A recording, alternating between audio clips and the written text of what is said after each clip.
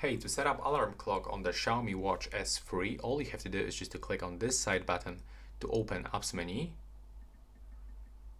And from all of these apps, you will have to actually take a look for the alarm. So it's just right here between the camera and the stopwatch.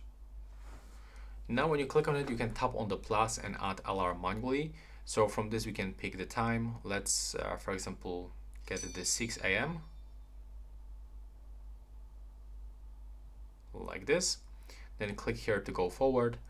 Now we can set the repeat, so we can set it once, daily, or set the custom, so basically pick any day that you want.